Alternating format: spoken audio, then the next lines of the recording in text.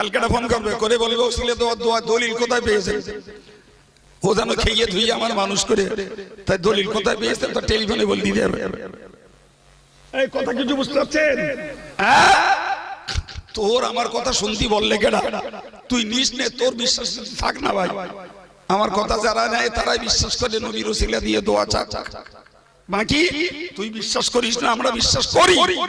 আল্লাহ তোরে কি দেয় আমাদের কি দেয় পরে দেখা যাবে। তর্ক করে সমাধান নাই, আজও পর্যন্ত দেখিনি তর্ক কোন কোনো বিষয়ের প্রতিকার করা গেছে।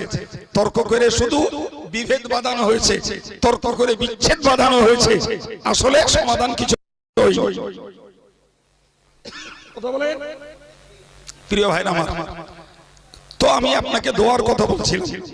হযরত নবী নূহ আলাইহিস সালাম নারীদেরকেও আল্লাহ আপনি মাফ করে দেন। তাহলে নূহ নবী নিজের জন্য দোয়া চেয়েছেন, আব্বা বেঁচে যাক এ নিয়ে